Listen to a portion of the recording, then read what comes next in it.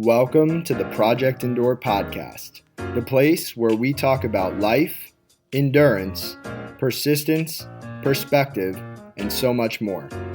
I'm Joe Rinaldi, and I'll be your host. Let's jump in. Before we get started, let me share a quote with you. The great Les Brown once said, "You can't see the picture when you're in the frame." If you felt stuck in your fitness, mindset, or life as a whole, head down to the link in the show notes and reach out to learn more about Project Endure Coaching so that we can help you step outside of the frame and bridge the gap between who you are now and who you want to be. We can't wait to hear from you. Now, let's get to the episode. Welcome back to the Project Endure podcast, episode 64. We have myself, Joe Rinaldi, and we have a very, very special guest, Jeff Humphrey. Jeff, how you doing, man? I'm good, Joe. Thanks for having me. Yes. Thank me for having you again. No, thank you for being on the podcast. We recorded a few weeks ago, and I don't know what happened, but the audio files did not end up making it to my computer the way I needed them to afterwards. So we're here for round two. It's going to be better than ever. And I would love for you to introduce yourself to the audience for a second time now. Sure. So as you said, my name's Jeff Humphrey. I currently reside in the Poconos in Pennsylvania.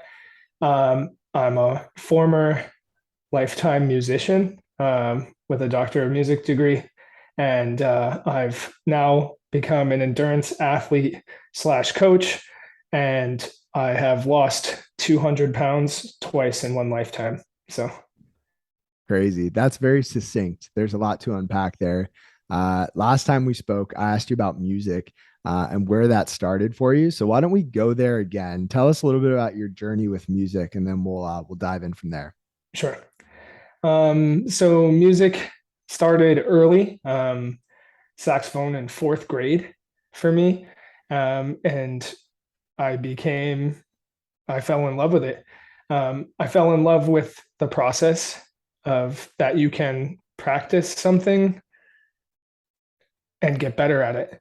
Early on, when I had a challenge, quote unquote challenge from an elementary music teacher that I remember vividly, that whoever practiced the most hours in a week got a specific solo on a specific tune for a band for the concert. And I wasn't going to let anybody else get that opportunity. And so that was like my first time experiencing something like that. From then, I went to a music camp for 2 weeks away from home and was really, really homesick the first week, my first sleepaway camp. And then the second week, there was a world-class saxophone player who came and played a concert, and that changed my perspective on that. And I just fell in love with it. I came home as a soon-to-be 8th grader at this point and told my mom and dad that I wanted to be a music teacher. And I pursued that through high school, through community college, through my bachelor's degree, onto a master's degree in Mississippi, and then through a Doctor of Music degree. And then from there, I was traveling the world, playing concerts, teaching master classes. And yeah, so in 2020, the world came to a pause for a lot of people, a halt, I should say, more is a better term.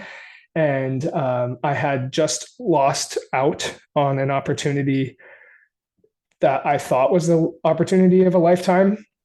And I've now come to realize that it wasn't for me. So that's kind of my very abbreviated music life.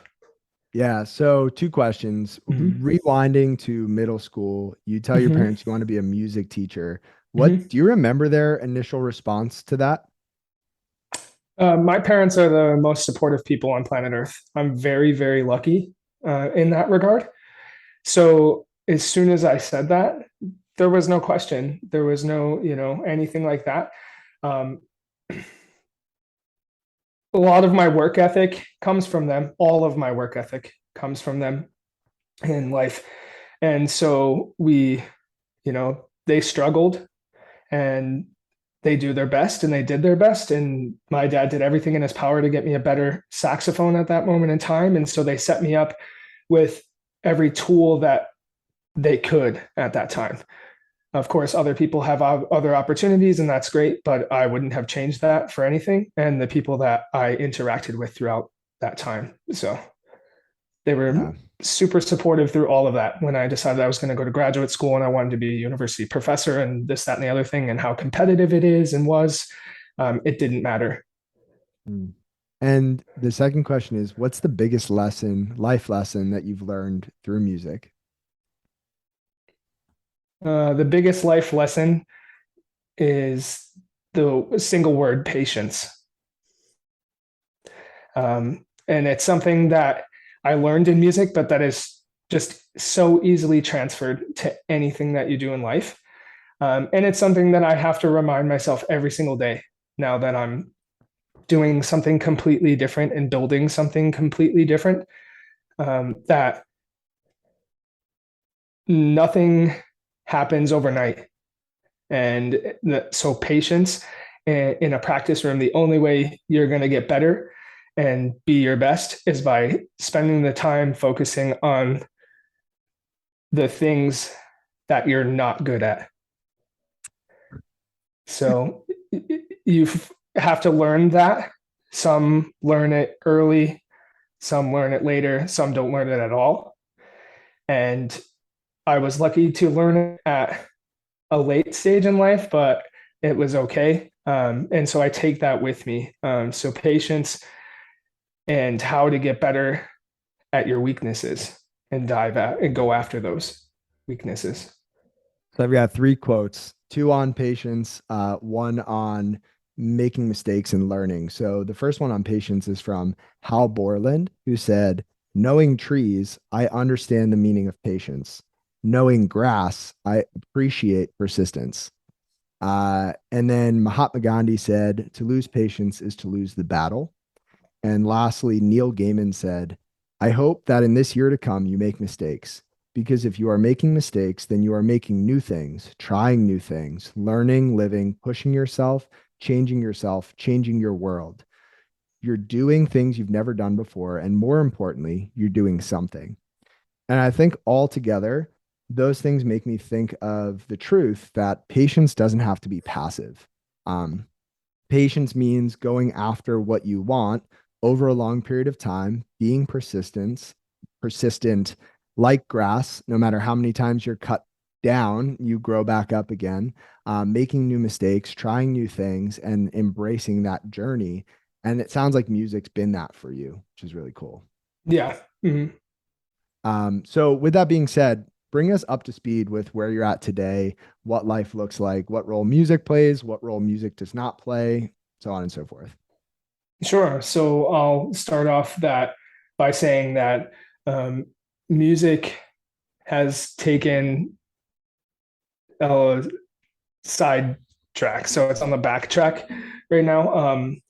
I just focused so hard and so much on that to get to a certain point that I burnt out, to be honest with you. And I was chasing something that I don't believe is ever attainable, which is perfection.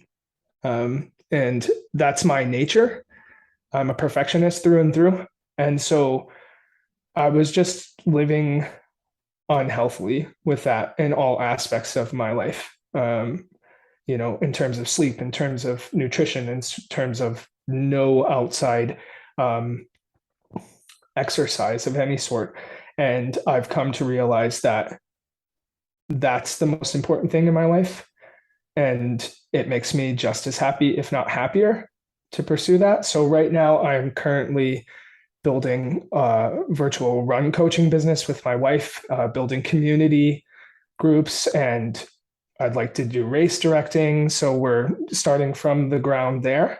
And I have a good number of clients right now that I'm working with, training for marathons, training for 10Ks, training for half marathons.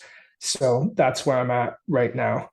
And then day to day, I'm just running as much as I can and I want to, and focusing on that right now. Got it. So we'll get into the running part of things, but let me throw the first big question at you. And that question is, what is the hardest thing that you've ever had to handle? So a circumstance that you didn't get to choose for yourself. Sure. I like to think a little bit about that. Um, that to me is an ever changing thing, question. And it's about where you are in life. And there's going to be where this realization where, wow, that was the hardest thing I've ever dealt with. And then 5 or 10 years from now, you're going to be like, nope, that's definitely the hardest thing I've ever dealt with. And so I'd just like to say that if I'm thinking about it, the two things that come to mind, um, first and foremost, would be weight loss in general has been the hardest thing, one of the hardest things for me to deal with. The first time I lost 220 pounds was definitely the hardest thing I've had dealt with because I didn't know anything about it. I didn't know where to start. I didn't know where to go. And I was just learning along the way and doing what I thought was correct. And then, like I said before, the hardest thing earlier or after that, I should say, was losing out on what I thought was the job of a lifetime. And that was going to set me on a path, a specific path, and then having to come to the realization that that didn't happen. What are I going to do now? What are we going to do now? My wife and I, and just reinventing myself in general. So, Mm. and then I'm sure within the next 6 months to a year or however long, there will be something else that comes along. Yeah. Yeah. Hard is relative, and it's relative between people, and it's also relative within our own lives. And I like how you took your time to think about the answer to that question. And we have two things to talk about here. So let's go with missing out on the job opportunity of a lifetime. And I want to start there, knowing that there are people listening to this podcast who either are looking for jobs and maybe not getting the ones they want, who are thinking of changing career paths and just don't know where to start, or maybe just going through another tough life season where things aren't going their way. So when that happened, what was going through your mind as soon as you didn't get that job? I was flattened, defeated. Um, I put every ounce of my being over the course of, I don't know, 2 years into being at that point. So that in that moment in time, I was completely just deflated. Mm. I There was no more motivation left because I had burnt through it all. Determination, motivation, whatever term you like to use for that. There was just nothing left. I mean, my days were I was teaching and going to class in Mississippi. I was driving to Pensacola, Florida from Mississippi 1 or 2 times a week to teach at a university part time there. I was driving back, conducting rehearsals for saxophone players and chamber ensembles. I was playing guest artist concerts in different countries and different universities across the states. And then I was also preparing for a university position and practicing 30 minutes worth of music at the end there for 6 or 7 hours a day. So there's not much time to do anything else. So I had just burnt through it all. So when you get a phone call and you have your hopes up and it doesn't go the way that you want it to go, I'm everybody's human. Most people are going to have that reaction that you're just like, and you lose all of your air. So Yeah. Like you said, I think that's normal. I think what matters most is how long we sit in that and what we do next. mhm. And I can speak from personal experience when I was going into graduate school, I lost a good portion of my eyesight. And I almost decided not to go to graduate school, but I sat in self pity for a long time, for days, for weeks. It felt like forever. And at a certain point, I realized that that feeling of being sad and feeling sorry for myself was not useful. And I needed to feel those things. It was healthy to feel those things and to sit with those emotions, not to run away from them. But at a certain point, I needed to do something. And I think that's what matters. And so when you felt that originally, you were flattened, deflated, defeated. What was the point where you got up and you said, okay, well, I can't change that. Let's see what's next? It took a long time. I sat in that for a long time because I just didn't know what else to do. So at that point, COVID was in the world and we had finished our semester and we weren't going to stay in Mississippi. So we made a decision and packed a moving truck in 5 days and drove from Mississippi to Pennsylvania, where we live now, and just got jobs, like regular jobs. I don't know how you say that without saying that, but like not a anything to do with music, and Mhm. the musicians can understand that because that's how they think about that. But um, so we got jobs and we were working, and it just there was a lot of thought. There was just I had no idea what I wanted to do. Well, I could go this direction or I could go that direction. I think I could like this. I think I could like that. And I just had no idea. At that point, it had been a year rolls by into the summer. And then I hire a personal trainer for the first time in my life and start working out and start exercising. And I was like, yeah, this makes me feel good. It gives me the same sense of accomplishment that coming out of a practice room and making um, progress did in any fashion.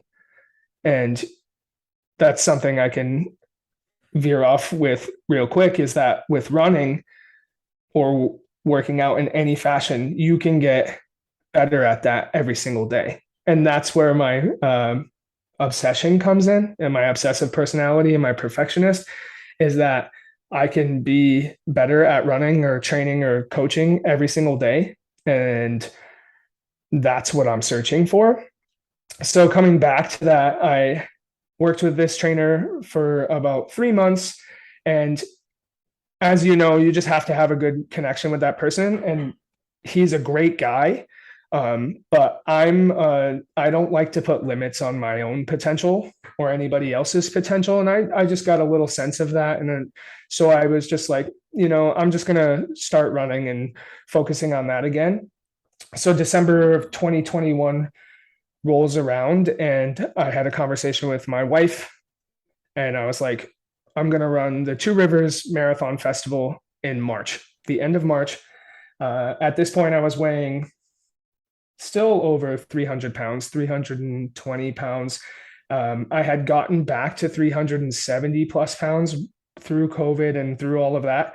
So I had lost some weight and I was like, I'm going to give myself 13 weeks to train for this marathon festival, but I'm not going to just run one marathon on Saturday. They have the opportunity to do the double. So I decided to do that and run back to back marathons, one on Saturday and one on Sunday with 13 weeks of training. Um, and I did. So that kind of set my year off the way I wanted it to go. So we will dive into that a whole lot more, I believe, with the next question. For now, I want to throw in two quotes related to not getting the job opportunity you had hoped for. And then I want to talk about the weight loss a little bit more. So, first quote, Zig Ziglar, failure is a detour, not a dead end. And then this one is from Matt Haig, who said, there is no rejection, there is only redirection. And it sounds like over the past couple of years, you've realized that life was not rejecting you, it was just redirecting you. And that that opportunity, while it felt like the opportunity at the time, was not actually what was meant for you. Is that accurate? That's very accurate. In my opinion, that's how I feel about it. And so that's what moves me forward is just knowing that. Um, and so, yes, yes, Yeah, that's yeah. accurate. Very accurate. So if we go and look at the weight loss journey, Sure. you lost 220 pounds, right? Let's talk a little bit about that process first. And Sure. again, there are people listening to this podcast who are in the process of losing weight, whether it's 5 pounds, 10 pounds, 100 pounds, or more. So, what was that first weight loss bout like for you? It was a learning experience, as many of those things are. So at my heaviest, I remember seeing the scale weighing 452 pounds, I believe. So in the 450s, probably heavier at some point. I was well into the college life, eating fast food, drinking to way too much, smoking, cigarettes, the whole 9 yards. And I realized that that's my issue, the consumption issue, the overconsumption issue of anything. So in July of 2015, I was dating within the first year of dating my now wife, Brianna. And as you might know, when you meet the one, your priorities change. So we were at Destiny USA, the Syracuse Mall, and they have this big, like, treetop adventure course in the mall. It's one of the biggest malls in America. So they have all this fun stuff in there for kids to do. We were with two younger family members and my dad, and I was 23 years old at the time, and I had to watch the three of them do this treetop course because I was far too heavy to do anything like that or think about doing anything like that. So that was my first, like, yeah, I'm done with this moment. I'm only 23. At that point, I probably won't be in great health or good health at all by 33. And so that was that moment. The next day, we had talked on the drive home, and the next day, we went for a walk at my parents' house. And the first hill is like the first mile is this hill. And I remember walking and having to stop over and over and over and over again going up that hill. But I went up that hill and then we ended up walking like 3.5 miles the first day. And I was like, okay. And then just reading and using the tools that we have, started drinking, a gallon, 2 gallons of water a day, counting calories. But I wasn't eating enough. There's no way. But again, I figured out a way to do this. And I lost my first 100 pounds. The Facebook memory popped up the other day. It was from July to October. I would every single day, I did at least 60 minutes of cardio. I drank 2 gallons of water and I counted calories. And I can tell you, I was eating far too few calories. I was eating maybe 1,200 to 1,500 calories a day, which is, as we all know, not sustainable when you're exercising. So I lost all of that, the first 100 pounds, and I just continued on because I knew I had to and I knew I wanted to. So walking on the treadmill, using the elliptical, and then doing intervals was my life at that point because I couldn't even think about running. I never could think about running. Let me go there. I never ran one single mile without stopping to walk in my entire life. I could, in gym class, they used to test you or whatever, and I never ever ran one single mile without stopping. So I was on the treadmill at Crunch Fitness in Hattiesburg, Mississippi one day, and I set the treadmill to 5.0 or 4.8 in between there, somewhere 12:30 to 12 minutes a mile. And I ran a mile without stopping in early October of that year. And I remember I stopped the treadmill. I called Brianna and I was like an emotional wreck. And I don't really get that emotional I do more now, I guess, with age. I don't know. And I was like crying because I had never done anything like that before. And it was just this feeling like this sense of accomplishment. And so I was like, man, that was awesome. I was like, well, if I can run 1 mile, then I could run 2 miles. And it just kind of steamrolled from there. I continued to lose weight through the winter, registered for 5Ks and 10Ks and did that thing. And then over Christmas time, I was talking to my uncle who was into running at that point, and he was like, hey, what about running a half marathon with me? The Buffalo Marathon in May, half marathon. And I was like, yeah, I think I could do that by then. Sure. This was early January, late December. And I was like, I'm running pretty consistently. I think building to that point would be great. So I go back to Mississippi and I continue running. There's a great rails to trails there, like paved, just great trail. It's like 50 miles long, beautiful, perfect for training. And I went out and I ran 14 miles one day. And I was just like, I texted him and I was like, well, I just ran a half marathon. How about doing the full marathon? And so fast forward, I hit my goal. I hit 200 and I think 16 pounds was my lowest weight I saw on the scale. So I guess I lost more than what I said I did. I'm not really sure because I wasn't really paying attention to the numbers. I was just paying attention to how I was feeling and the clothes I was able to go buy for the first time in my life without like having to try stuff on or go to the big and tall section. And so I trained for marathon, no coach, just kind of figured it out. And we ran Buffalo Marathon together in May of that year. Uh, so yeah, that's how the first time went. Yeah. Yeah. So a few things. Mhm. One, it sounds like you went from living a life of pleasure and immediate gratification, where it was, I want food, food's going to feel good, let me eat it. I Mhm. want this is going to make me happy right now, let me do it. To more of a delayed gratification, a mindset of let me put in the work because I can see this goal and I like the person that I'm becoming in this process. So I'm going to stay down this path.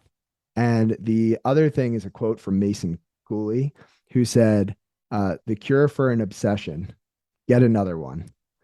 And I think that's very accurate. And I hear that in your story. I know that to be true for my life is, you know, I've got a competitive, addictive personality, right? I get obsessed with things. And for me, it's fitness, been fitness for a long time.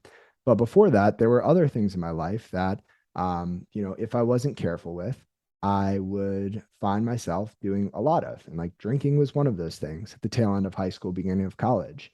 And I think it takes a certain level of awareness to realize that you don't want that thing to control you anymore. And you have to flip the switch and start to control what you can control to change your life for the better. And that's what you did. And you get to this low point. But this is not the weight that you're going to stay at now because you gain the weight back. And I want to hear more about that. Yeah. So at that point, I was running Buffalo Marathon before that. And then after that, I was running 70 miles a week consistently, feeling great. And I made the decision to go back to school and start my Doctor of Music program. Still running a decent amount, but slowly but surely, when you get busy and you start doing a lot of things that you think you have to do to get to a certain point, which I mean, I did, you don't really have that much time left over. And those old habits just started creeping in. Um, the eating habits and the drinking habits. And, when you play a concert, you go out and celebrate. And with celebration, most of the time comes the specific food and the specific drinks and those types of things. So just slowly but surely those old habits crept back in to my life and I just made excuses. It's simple. There's no one to blame but myself. So I made excuses. I was like, oh, it's okay because I know I could lose the weight. I've done it before. I'll do it again. And I just kept letting that. And, and guess what? I was buying new clothes for the wrong reason again. So, yeah. So that weight, yeah, 150 pounds came back to me. And so that happened. Yeah. So when you get back up to the height of the weight for a second time, Mm-hmm. what's the thought process and what makes you turn it around a second time? I was just depressed. I was dealing with all that stuff that we talked about with losing a job and changing careers at that point. And so that's where I was initially. And then the turning point moment for me in December was just similar again. That if I can't better myself and help myself, then I'm not going to get a job or the job or to be able to do what I want to do with my life because it at that point it doesn't matter. You're not planning for 10 years or 15 years because you're pre-diabetic or you have high cholesterol, you name it. You have all of these problems or you're going to have these problems. And so how can you forward plan and make goals for your life if I don't have my stuff together? So it was that kind of thing. And so when I set that goal in December, I knew that I could lose weight through running because I've done it before. Except this time, I'm gonna learn and teach myself the right way to do this, a sustainable way to do this, specifically through nutrition, through hydration, um, supplementing, those types of things, which I did none of the first Mm. time. That's the only way you can lose that amount of weight, 200 plus pounds, 100 pounds in 3 months, is by severe calorie deficit. And it's just not sustainable for life. And I have to continue to teach myself that it's okay. It's okay if we go out and, you know, if I eat this way and have a drink, but tomorrow it's not going to happen again. But I have to consistently tell myself that every single day. So what I decided to do on top of that was register to be a certified personal trainer and just give myself the tools to be better in that direction and be able to sustain the life that I want to have and lead. So in December, I started running. I made my whole plan week to week for myself. And yeah, it's been through running that I've um, gotten down to a reasonably low weight again. I mean, I'm nowhere close to where I want to be, but I mean, that's part of life.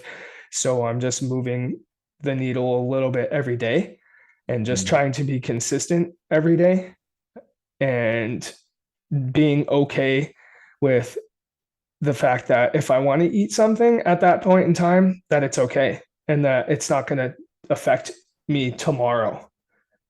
And that's an important thing, I think, for anybody who's listening who struggles with weight fluctuation. And there's so many people that do. And they, the self sabotage of it is very real. It's so real that you're like, oh, well, I ate Burger King. Well, I might as well. It doesn't matter at this point because I might as well just keep doing that. And then guess what? 3 months from now, you're like, man, it's just that one decision. And so that's the real thing. So it's just been through running and nutrition.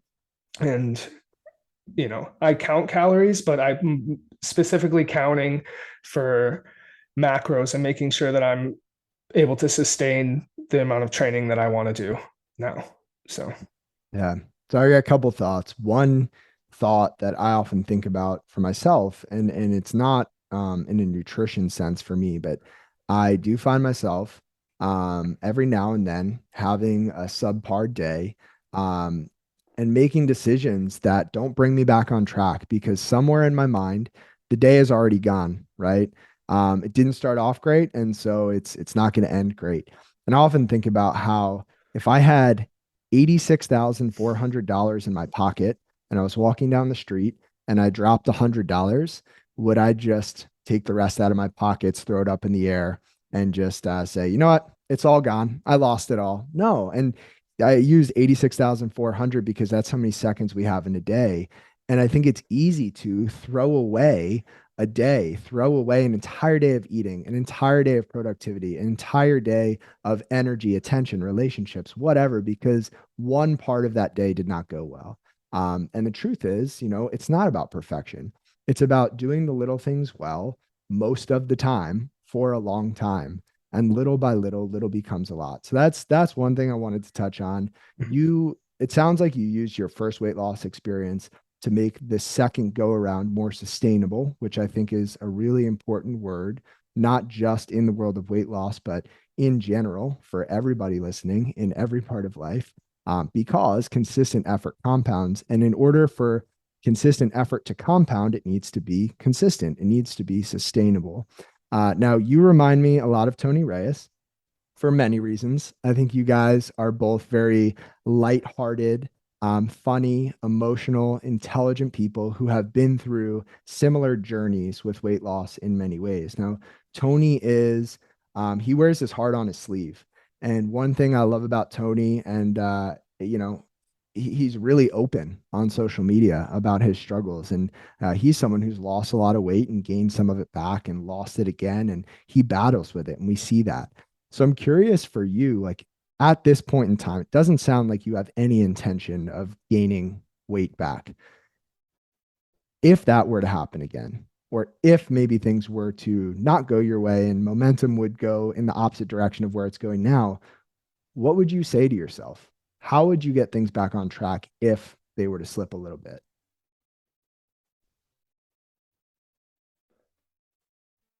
I'm not really sure. Um, it's a that's a hard question to answer because again, we're different people week to week, day to day, month to month, year to year. So what I'm trying to do now is just to make sure that it never happens again. It's the most important thing, like I said, in my life, other than the obvious things, my family and my wife and close friends. But even then, the hard reality of it is that I and other people who are dealing with this, like Tony and like you said, he's sharing all of these great things on social media. And I hope to be doing that more, and I'm trying to do that more as well, but he's fantastic at that. Is you have to make sacrifices in order to get to where you want to be. And you have to surround yourself with the people who are going to wholeheartedly support you on that endeavor. So, that's what I'm doing right now.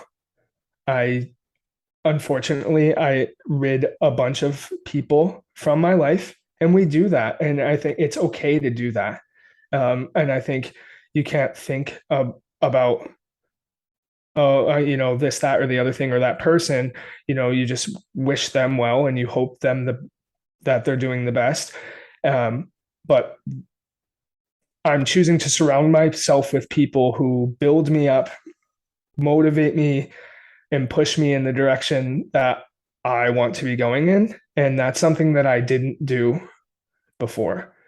So that was one of those realizations that I had to come to. So, connecting with people in general through social media, or like we're doing right now, talking to you, or I've talked to Tony too. And, because we've shared similar things. So I've reached out and, just keep getting after it. But the most important thing, like him working with Nick and the team at BPN, is he made that huge life decision for him and his family to move there. But he's surrounded by some of the best people, if not the best people, in my opinion, in the business. like, and that can help him and help him sustain where he wants to be. Mm. So that's one of the main things. Yeah, and to just go off of that a little bit more, there are studies out there that look at people who quit smoking specifically, and there was this one study, and I wish I can call up the specifics, but in general, they looked at people who quit smoking, and these people were essentially grouped in two ways. One, these people would talk about, I haven't smoked in 3 days, I haven't smoked in a week, I haven't smoked in a month, and the other group used this language was, I'm not a smoker. And the idea is like if someone handed this person a cigarette and the person said, well, I haven't smoked in a week, but like, oh, what the heck? Like, I'll do it. Versus the person who said, no, I'm good. I'm not a smoker. Like, if someone handed me a cigarette, I've never smoked, I would just say, no, no, no, thanks. Like, I don't smoke. I'm not a smoker.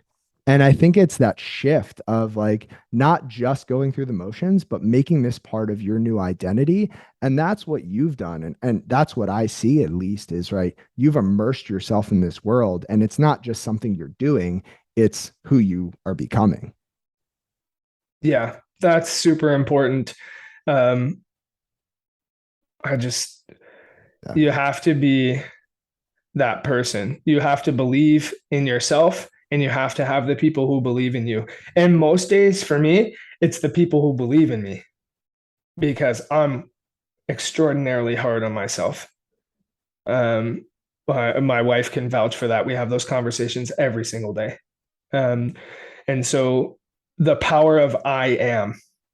And it's funny you brought that up because that's how I coach too. So my wife Brianna is training for Philly Marathon right now, and the goal is to run sub 4.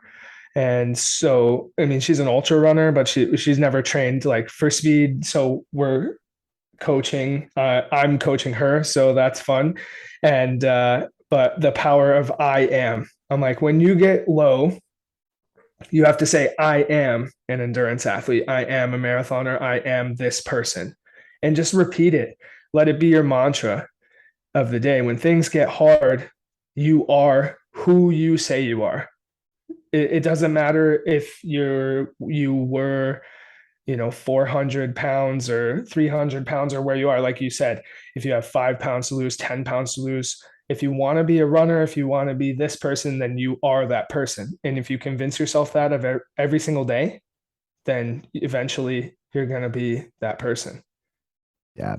I am coaching my wife for the Philadelphia Half Marathon. And it is a fun process. Mm-hmm. It's if you're coaching your spouse or if you are any profession and you give advice to your spouse, there are things that get, it's tough.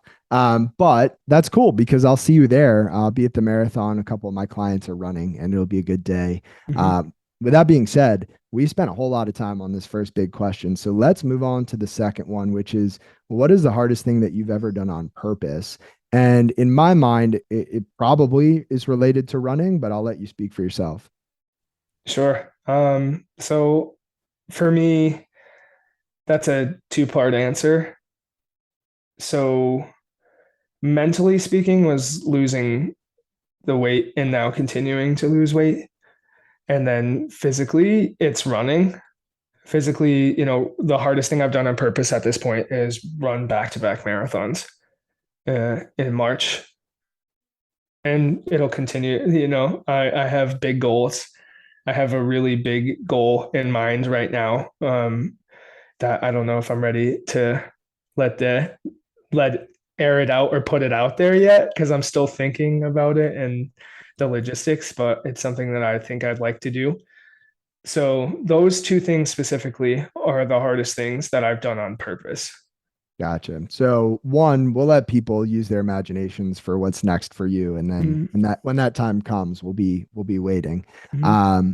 The next thing is we talked a little bit about the weight loss journey, so let's focus in on the back-to-back marathons, which sounds crazy, but again, there are crazier things that people have done, and it sounds like you're planning on some of those things. Mm-hmm. When you were going through those back-to-back marathons, were there instances where you wanted to quit or where you came close to giving up? Of course. So yeah, it was cold, it was windy, it was rainy, it was the end of March, and Pennsylvania. So weather-wise, it wasn't the greatest. Um, and then the hardest part of that is, in traditional ultra marathons, you're just start and then you finish. When you finish, um, for the back-to-back marathons, you finish, you go out to eat, and then you go home and you sleep in your bed, and then your alarm goes off the next morning, and you have to do the same course again. And this particular course was just out and back, out and back. So, it's not through a city. It's along the Lackawaxen River, which is beautiful. It's scenic, but it's just a straight road that you go 655 out and 655 back, and you do it all over again.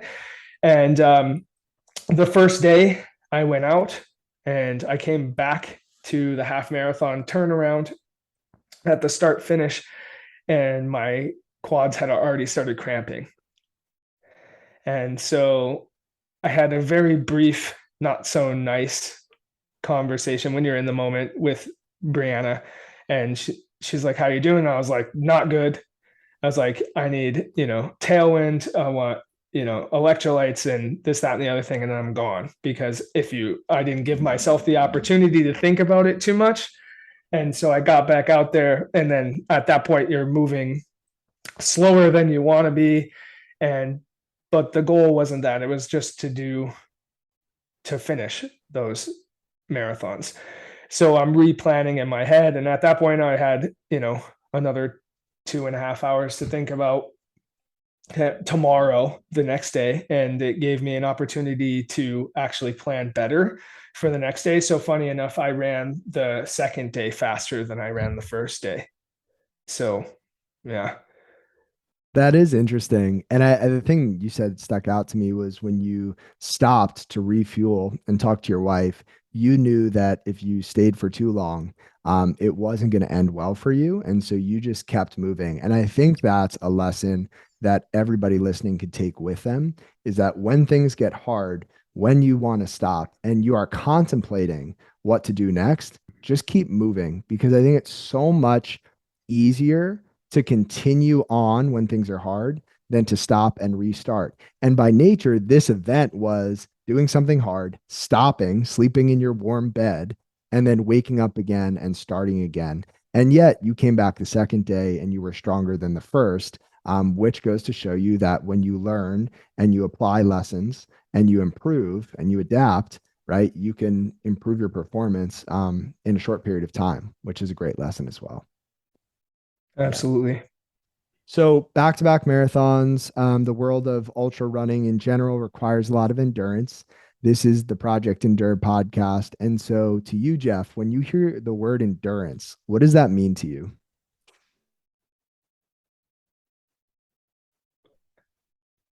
It means to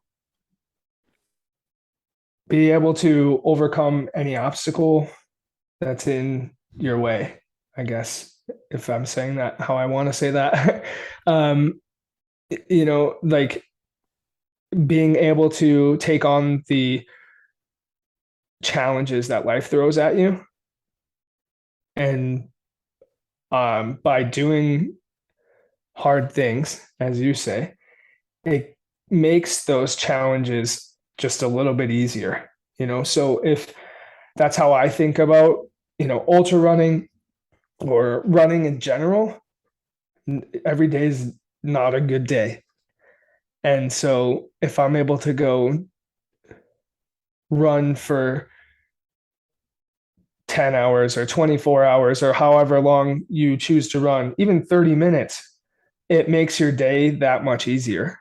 What does a work day look like if you're able to go run and move for 24 hours at an ultra marathon? Or, they just did the backyard world championships, and 100 hours two guys ran for like 400 miles.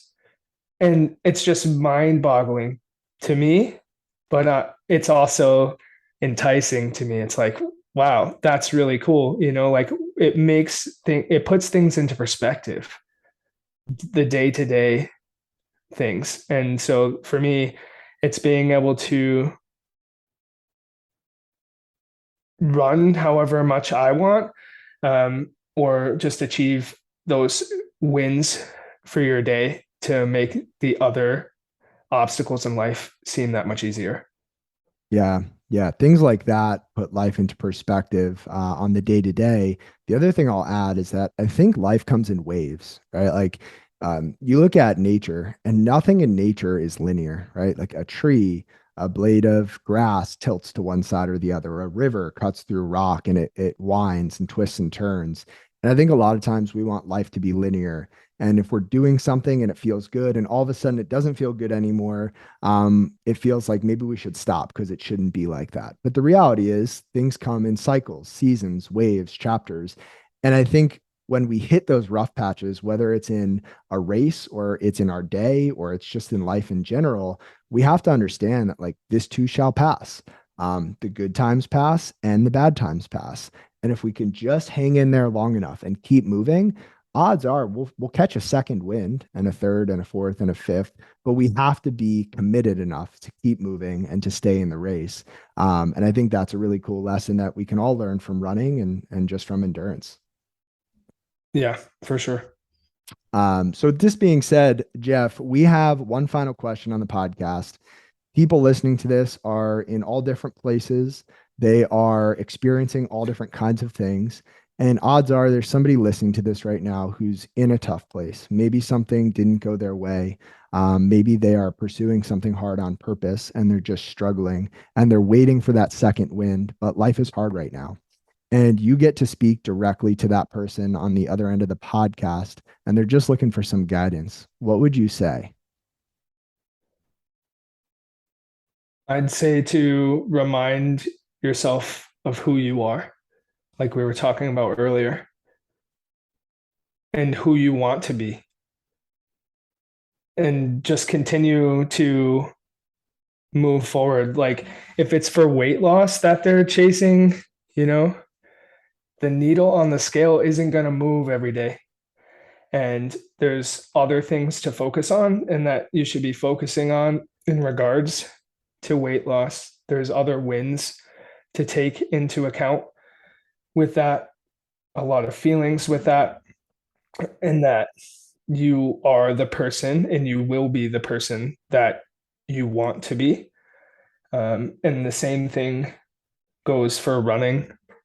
Anybody who's struggling with running, you know, their first 5K or their first marathon or whatever their goal is that every single day you have the opportunity, we have the opportunity, thankfully, to get after those goals that we want and just do your best, you know. Every day is an opportunity to be better than the day before. And again, that's something I have to remind myself every single day. And you will, and I will be the person that I want to be.